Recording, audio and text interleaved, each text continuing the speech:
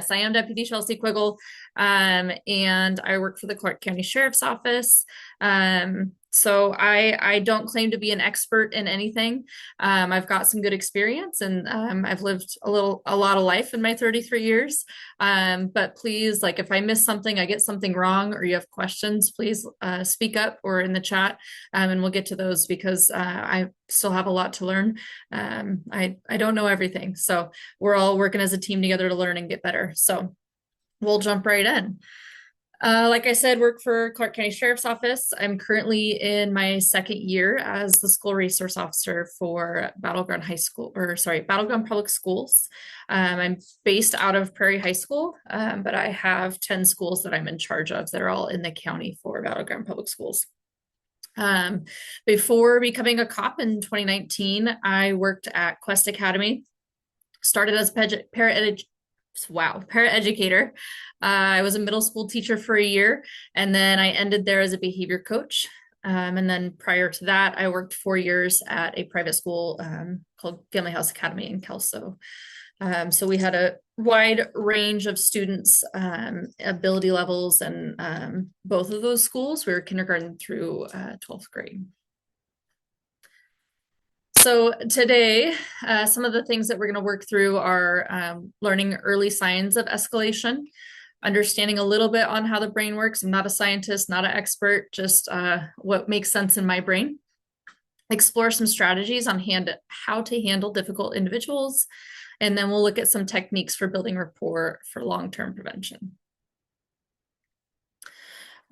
So something that's always really stuck with me as I've gone through lots of trainings myself was flipping the lid and learning about the brain, right? So I think there's a lot of power in knowledge, especially for our kids and those that have trauma, understanding that they're not the problem, it's the way their brain's wired, kind of helps, I think, lower stress a bit. So we know that adolescence begins around 8 to 10 years old. It varies person to person, and it lasts 10 to 15 years. We all know that 22-year-old that still hasn't quite figured it out. So that adolescence phase can last longer for some. During this time, we call the amygdala the feeling brain. That's the one that overrides and makes those decisions. It's that fight, flight, freeze. It's instinctual, and that's the powerful part in our brain. The thinking brain, which is our prefrontal cortex, is still developing. So there's not a lot going on up there, and that's where all that rational thought comes in. So that's why we see our students from early all the way up until in their 20s, right, making some really quick snap decisions and not thinking through things. So this in our settings often leads to misreading of others' emotions, acting first, thinking second, and then flipping the lid. Dr. Dan Siegel talks about, uses his little model of the brain, and we talk about the different parts. So up here is our prefrontal cortex. Down in here, this is our lizard brain, our amygdala, and then our brainstem. And so when we go into these emotional, these escalations, our students flip their lids, right? And so they're not using this front part of their brain. They're using that amygdala, they're going fight, flight, or freeze, and their lizard brain, and they're going with instinctual rather than complex thinking. Looking at stages of escalation, I really like this graphic because it kind of helps give a visual representation of the behavior and what we're seeing. Now, these stages all look different for each kid, right? Everybody we work with can go through these stages, but the duration, the intensity, those all vary. So we start with our calm, our baseline. Every student, that's different. Then we have a trigger. That trigger leads to agitation, acceleration, we get to that peak. In this diagram, that peak is pretty short. Some of our kids, especially those with trauma, that peak can be extended. It can go for a really long time. So again, this is variable. Once we work through that peak, we then come down through our de-escalation and recovery. Now that recovery time, a lot of the times that's going to dip below that baseline, right? We're going to dip below that baseline because They just had this big escalation, these big emotions. Their body, their brain, everything's really tired. So they're going to dip down. We're going to see like intense tired, really needing to rest, sleep, just lethargic and that sort of stuff. So that recovery can be pretty low for some kids, depending on the duration and the intensity of that peak escalation. I always tell people, coming from an education background, I've learned that law enforcement and teaching or being in the classroom it's pretty much the same job. It's just, we have different names for them because as police officers, we're really tactical and cool. So we call these early signs of escalation, and law enforcement, we call these pre-attack indicators. So things that we're looking for is a change in behavior, right? So that could be pacing, clenching of fists. That's usually indicating frustration, anger, right? Defiance or refusal, which can also be shutting down, putting their head down, being quiet, walking away. We have those target glances is what we call in law enforcement. If somebody starts looking at my gun or taser, I know something's wrong here and I need to start paying attention. In the classroom and in our schools, that target glance can be looking at scissors or a pencil or the chair or the table, things that they can be using potentially as weapons or ways to harm others that are around them. The eye blink rate, heart rate, those things are all going to start to increase as we go into an escalation phase, and then focusing on security. So looking at where's the door, how many staff members are around, am I able to escape? Am I able to get out of here? Right? We're in that fight, flight, or freeze. So fight's going to be that target glances. Flight's going to be that security, trying to figure out ways to get out. And freeze is going to be that shutting down or quiet. So we can see all those represented. In our schools, there's a lot going on that we have no control over. Those can be the noise. I know here at Prairie, we're in a big brick building and it gets really loud. There's, not cushy carpet and padded chairs everywhere soaking in that noise. So it gets really loud. The lighting is horrible. I know I get headaches all the time. So I can only imagine what our kids are going through. And then those crowded hallways, crowded classrooms. We know we're all working with, doing more with less at this point, right? So everything's crowded and we're out working what we have. The things that we don't see are those mental health struggles. There's no way of knowing what all of our kids are going through. It's just impossible. There's those unmet needs, right? Hungry, tired, potential trauma that's happened in the home. And then in the classroom, especially perceived disrespect, and then those power struggles. Remember, our kids, because of that adolescence and that amygdala being in charge, they're misreading and misinterpreting our emotions. So those power struggles and disrespect are going to be amplified in their minds, and their perspective is going to be very different than what ours is. I have a little plug in here for our Handle with Care. This is a program that got brought back last year. Karen Scott with ESD 112 kind of spearheaded this, and she partnered with Clark County, our IT department, to get this going. So I'm just going to chat about this for a second so you guys know we have this in place in the county. Anytime there is a juvenile mentioned in a police report, that is sent to ESD 112 every morning with the name and just a Handle with Care notification. Personnel at ESD sends the sending district or sending school an email just saying Handle with Care. This can mean the student is a runaway. This can mean the student was a victim of a crime. This can mean mom and dad got in a fight last night. This can mean the student is a suspect in a crime. So it's a really broad statement saying Handle with Care, but it's just notifying, bringing awareness to, hey, there's something going on here. It gives us a tool to be able to kind of slow things down and meet with grace or help or a firm hand if needed. So this is my what not to do video. Reno 911 is one of my favorite shows, especially now that I'm a cop. So we'll watch this real quick. Sir, let's de-escalate this. De-escalate this. De-escalate. No, we are not doing that. No. Oh, God. Put that away, sir. Put it away. Use your No. Hey. Hey. No. Let's use our words. Hey. No. Sit down.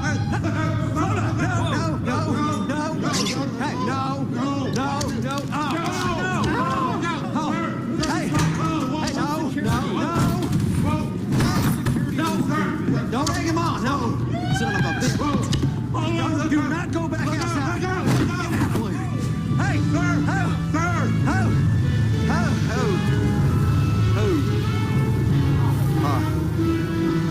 Cameron. I lost it. Smells like balls on it. That's right. Hey, Amy. Coney Barrett. What? Amy, what? Coney. Oh, Hey, dang it. are you guys signing up? Just a little something silly to kind of break things up, but things I want to mention that we don't want to be doing, right? We're not having multiple talkers. We're not chasing after people, lack of control over situation, right? And we all know that telling somebody to calm down, relax, or de-escalate is not the way to do it. One thing I do want to point out too is context, right? We see a naked man in the street, that is a no-no. But then when you get their perspective, right? When we talk to our kids, get their perspective, we get context, we understand that, well, he is doing what he's supposed to be doing, just maybe not where he's supposed to be. So those are just kind of a silly diagram of that. So how do we get these individuals to get that lid back down and back into that prefrontal cortex and that amygdala, shut that off so we can have some rational thought, get back into that thinking brain? We're going to go through these 7. So the first one, regulate before you educate, remove or reduce the threat, use self-regulation techniques, validate without problem solving, offer choices, wait, and debrief.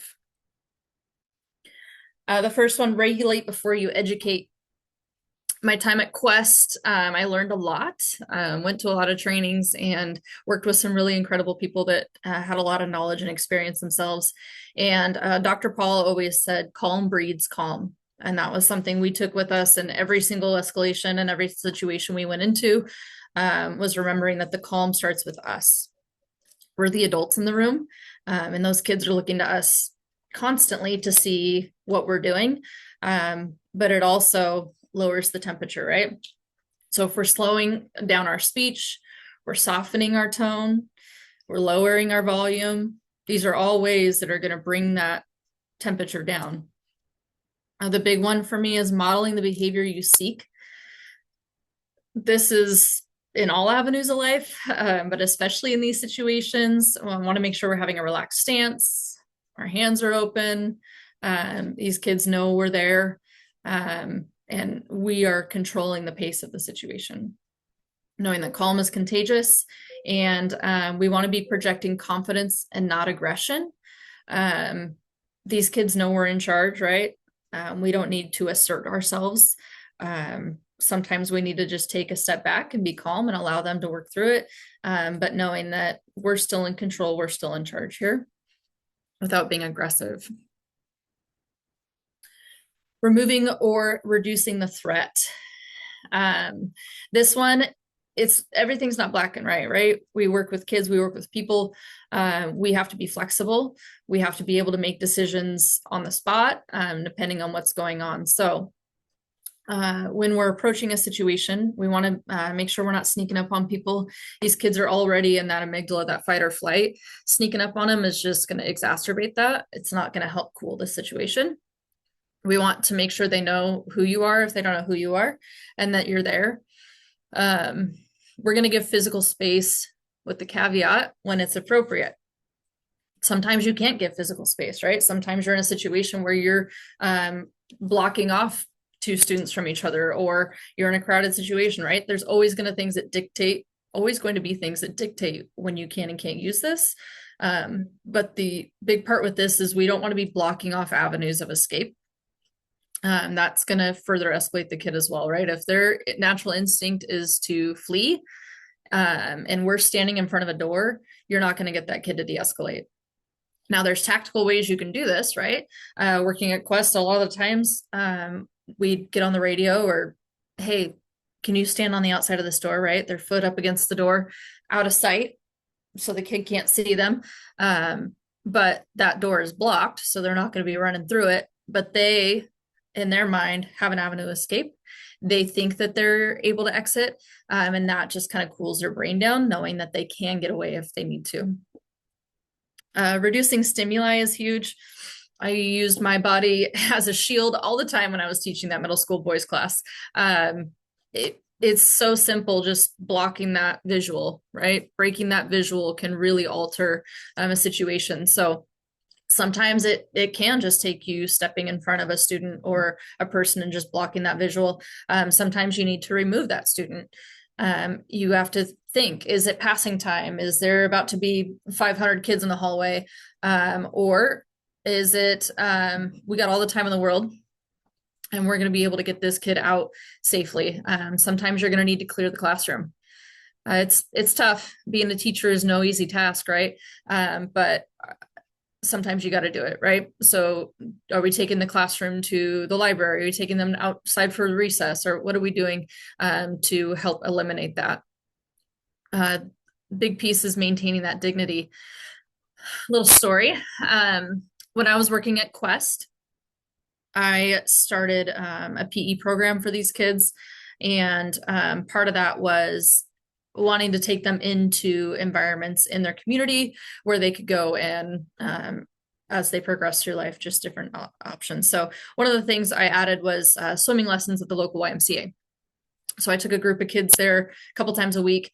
And one day, one of my high school students, big kid, he was in the pool, time to go, end of the day, bus is getting here, time to go home.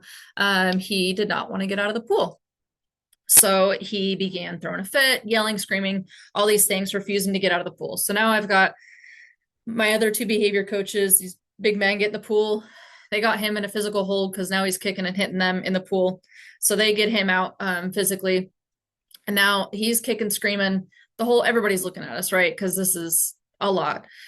He's not a little kid either, right? He's nearly 6 foot, 300 pounds. Like he's drawing attention.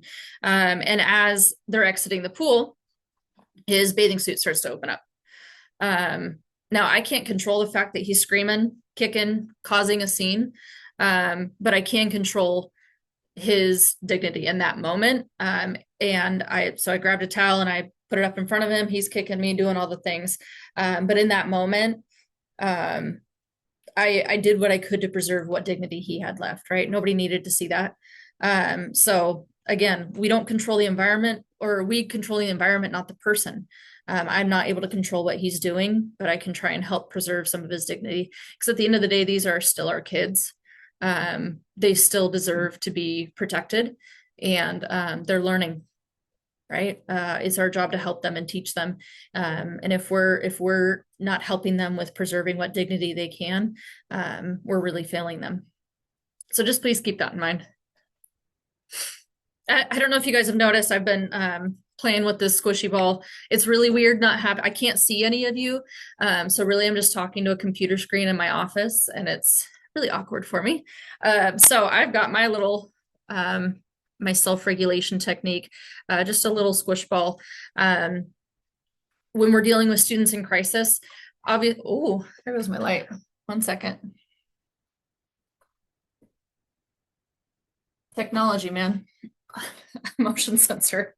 So obviously best practice is to know what the preferred method of regulating for each student is, but that's impossible, right? It's impossible to know what every kid uses successfully. So if you can, ask somebody, get on the radio, ask somebody that's close to them or works with them a lot, see if there's something that they're working on that is usually successful. I have these little cards I got, they're textured. You can see the picture of them, but I have some of these in my office, and some other administrators order these. Again, law enforcement, education, we do the same things, we just call it different. So in law enforcement, a big thing, a big push in our training right now is breathing.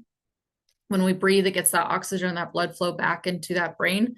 And so it allows us to eliminate tunnel vision. It gets our senses to open back up. And so one of the techniques that they teach us is tactical breathing, which is just box breathing, right? We inhale for 4, hold for 4, out for 4, exhale for 4. Really simple. Everybody can do it, right? There's the 4, 7, 8, in for 4, hold for 7, out for 8. There's 100 different techniques for breath, right? Depending on the age of the kids, you got the balloon breathing, all those sorts of things. So figuring out what a technique works for your students at what age level and practicing those. Another one that's really important is those grounding techniques. Again, Dan Siegel talks about his is SIFT, so sensations, images, feelings, thoughts. We use the 5, 4, 3, 2, 1. What are 5 things you see right now? What are 4 things you hear? What are 3 things you smell? Just kind of slowing our students down and allowing them to reconnect with the environment around them and gets them to kind of open up and settle a little bit. I think that movement is huge. Move it or lose it. We want to make sure that we got those kids' bodies moving. When I was at Quest, and even at Family House, we got those big like CrossFit weighted balls, and we'd have kids do ball slams that were dysregulated. Getting kids outside is so important. Just going for a walk.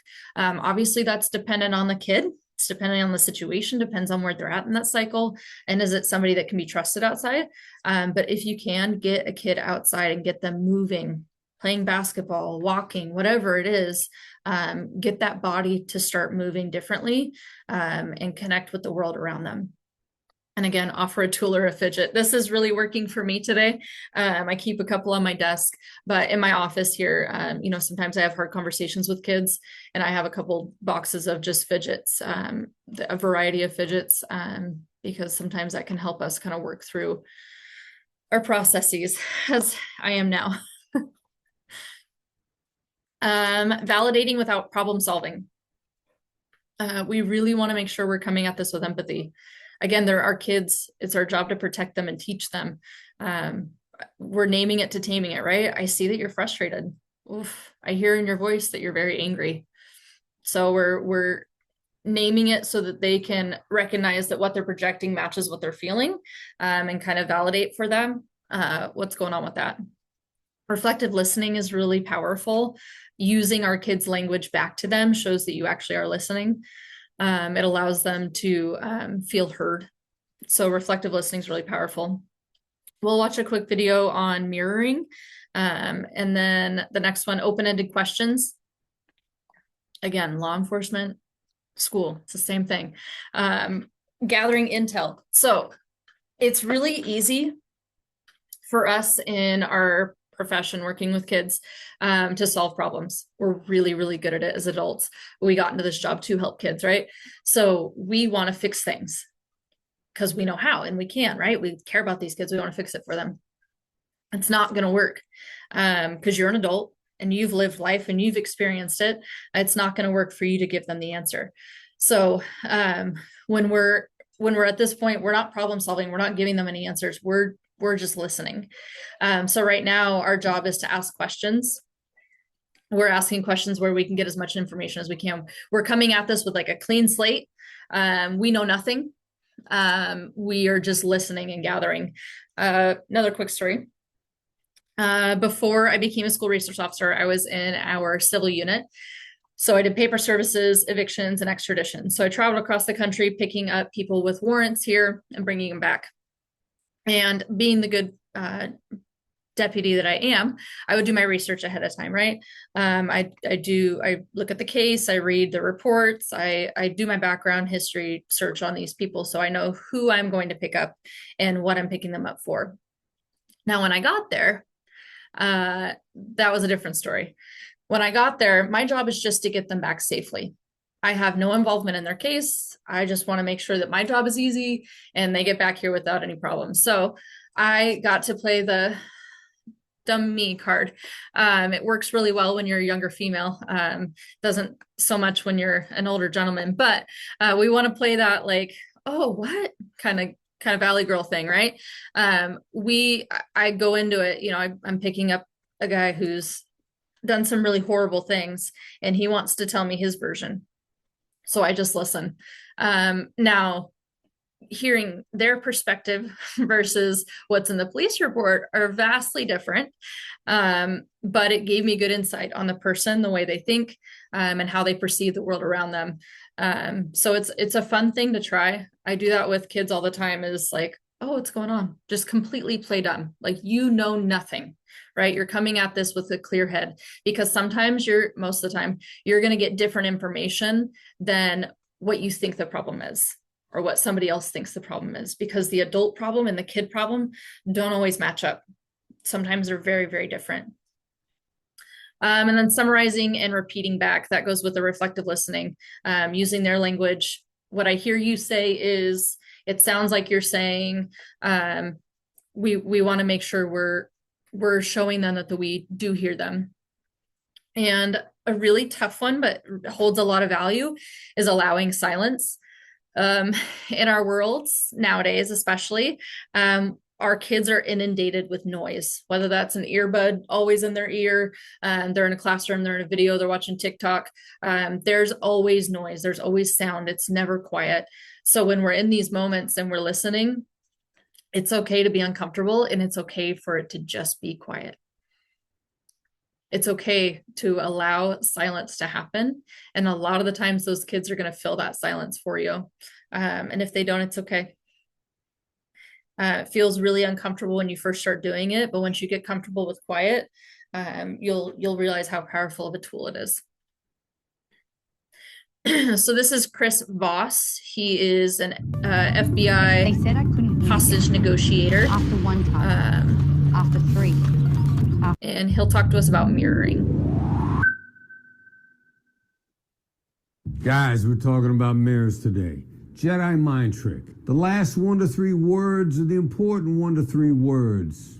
Listen to these examples to see how crazy it is that this stuff works. The quickest, easiest, simple bailout skill that will never fail you, never fail you.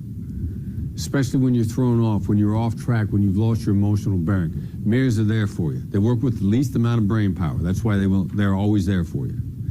So we're preparing for one of these trainings in a very early day. No, it wasn't one of these trainings, but it was our training in our very early days. Yeah, corporate training. And we're supposed to put together notebooks. Actually, we're supposed to put together 3-ring binders, but in my head, those terms are synonymous. And he's putting this stuff together, and I asked him if he's got the notebooks ready. And he knows we're supposed to be putting 3-ring binders, and I'm saying notebooks. He doesn't know what's in my head, actually. You know, are you thinking something like this when I say notebooks? You know, who knows? But, you know, this could be, this is not a 3-ring binder, is it? This is not a 3-ring binder. I don't know. I don't know what's the matter with him. I don't know why he can't read my mind. But anyway, so I say, are the notebooks ready? And he goes, what do you mean by notebooks? So what do I say? Yeah, exactly. Goddamn notebooks, right? You see, it's much clearer then, right? Because the word notebook is so self-explanatory that if you don't understand exactly what I mean because I choose my words so well, then you're an idiot.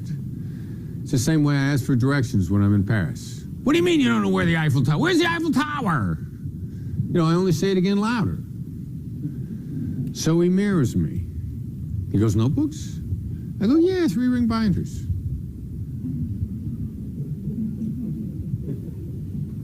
And, you know, that's why the mirrors are the great bail you out of the corner tool. Somebody's not on the same sheet of music. It's either you or it's them. A quick mirror always causes people to restate it another way. It's especially effective with assertives because we figure if you're unclear, we just need to talk more.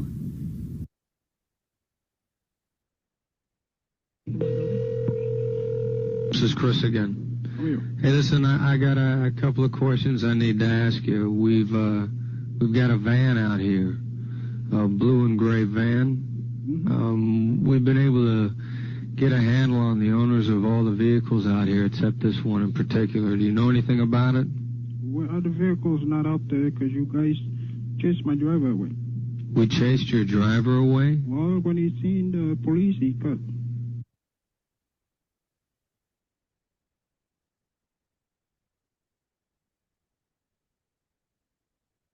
This mirror tool, one of the negotiation techniques, you know, from the FBI 8, you know, there are 8 specific techniques that we used in hostage negotiation.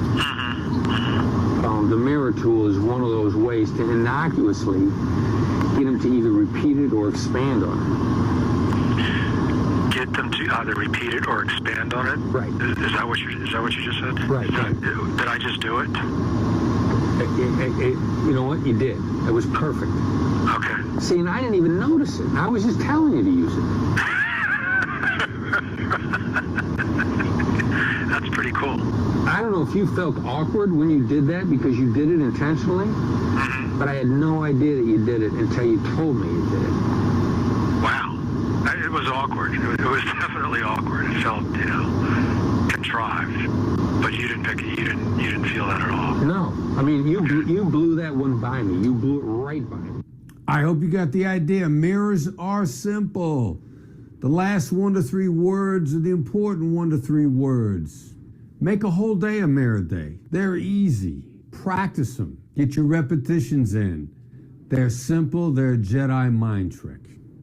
Enjoy using mirrors. Perfect. So he does a good job explaining it. He's got a whole book about the different techniques that they use as a hostage negotiator. And some days this job can feel like you are a hostage negotiator. So he's a little bit different perspective than the typical people we hear in the education side of things, but he gives a different view on things. And again, it's same job. The next one is offering choices. Choice is really powerful. It allows kids to feel like they have control in a situation. But when we're controlling that environment, not the person, right? We're going with choices. We're offering them clear and definitive choices. They're going to be 2 options, not more than 2. They're going to be really simple. Do you want to sit or do you want a chair to stand? Do you want a chair to sit on or do you want to stand? No, we're not standing on chairs. Do you want to talk now or do you want to talk later? Maybe the kid's hungry. The big thing is you got to be comfortable with whatever option you present them. So if I got Taco Bell sitting on my desk, unless I'm okay with them choosing it, I am not going to offer my Crunchwrap Supreme as an option for a snack, right? Now, sometimes I might be fine with it. Maybe I had a whole box and I got a burrito left, right? So offering that burrito to them could be something that works, but you got to be comfortable with it. A little pro tip too. I'm sure you guys know this one, but if you're giving options and you kind of want them to choose one of them, always put that as your second option. So do you want my burrito or do you want some crackers from the kitchen? Burrito's probably going to get chosen on that one, but it can work in certain situations. This one with silence, really, really tough. You guys are doing 100 different things for 100 different people and there's not enough hours in the day. But there's a lot of value in wait time.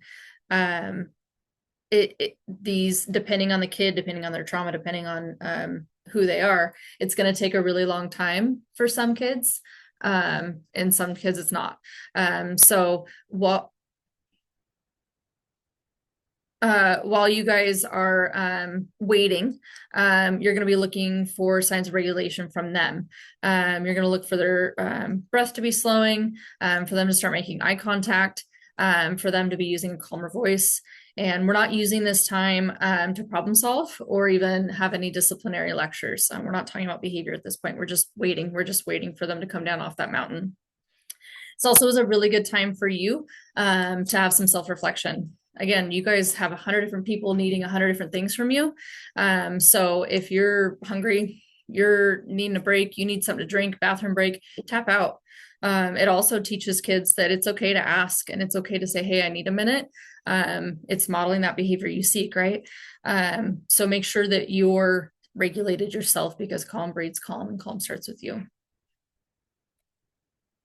Once they've come down off that mountain and we're re-engaging, we don't want to focus on the behavior. I think it's CPI. I don't remember which one it is, one of the trainings that we did, talking about the A, B, and C columns. So you're looking at A is the trigger, B is what we're doing to fix it, and C is the behavior. So we're not talking about the behavior. The kid knows what happened. The kid knows what they did. We don't need to dwell on that. We'll talk about that later, but not right now.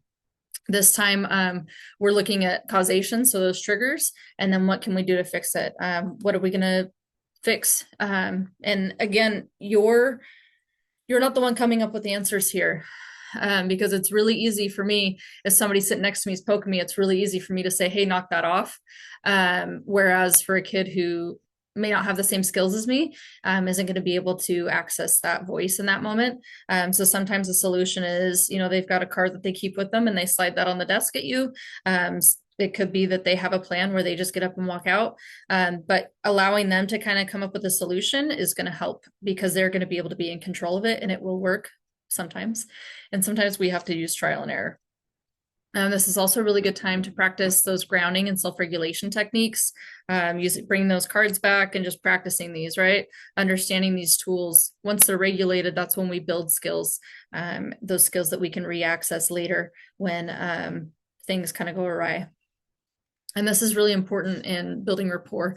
Coming back to a kid after something happens is really, really valuable. Another story, I'm just full of them. One of my first days on the job here as an SRO, I got a call from Lauren Middle School, their admin. They had a kid who was trying to leave campus. He was on top of his grandma's car. He's just creating chaos. He's full escalation. He's angry, yelling, all those things. So I think they were a little nervous when I first showed up in full uniform, like, what's this cop going to do, right?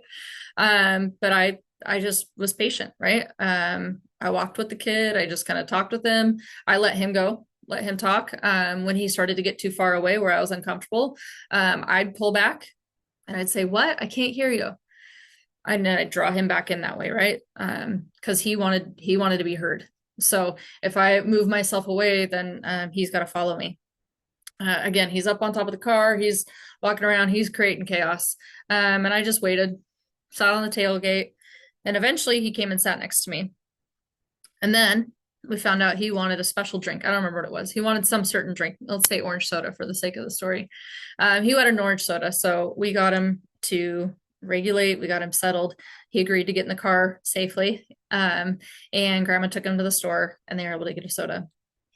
Well, fast forward a few months, I was back on campus for another situation, another student, and this little boy, bright-eyed, comes up to me, and he goes, do you remember me? And I was like, I sure do. I was like, did you get your soda? And his face just lit up, right? I didn't talk about him being a turd. I didn't talk about him running off campus, being on top of his grandma's car. I talked about something that was a small detail, but was important to him and in that moment. So reconnecting is super valuable. And you really need that so that moving forward, those kids understand that you're safe and that adults are safe.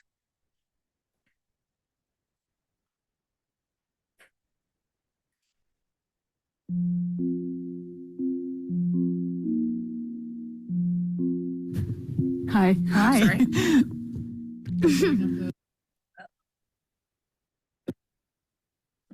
Uh-oh.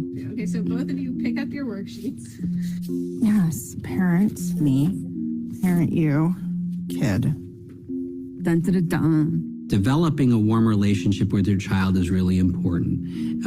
I think it really sets you up for success later on as they move into adolescence and as they move into adulthood. What's the one thing you do that makes your child most mad? I just wish sometimes we could see a little more eye to eye, maybe hear me out more. What's something they could do to be a better listener? Actually listen. I agree with you, Kairos. I really do. Listening is the foundation of everything, of every relationship, whether it's parenting or any other relationship you have to be a good listener. And here's the truth. Most of us are terrible listeners. Most of us are really, really bad at listening to other people. Listening, as far as being a single parent, is something that I'm struggling with. I've realized I suck at listening. Like, I just suck when it comes to my kids, because it's like, as a parent, it's like, oh, you're going to listen to me and that's it. Okay, I have a natural propensity to control the conversation with my kids. It's recently come to my attention that perhaps I should try to control less and listen more. One of the things that's really important when you're communicating with your child is to try to be non-judgmental. So you want to really be there, be present, and just take in what the other person is telling us. Not solving their problems, not telling them what to do, not telling them about when you had a similar experience happen to you, but really just listen. We would get into arguments, slamming doors on each other. She'd go in her room, I'd go in my room. We started writing notes to each other. She would write a note and slide it under my door.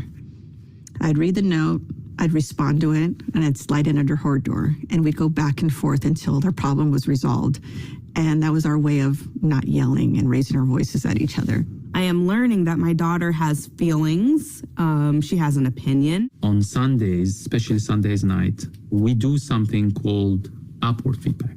They tell us something good about us that we need to keep, then something they don't like or they want it to be changed, then something else, wrap it with something good.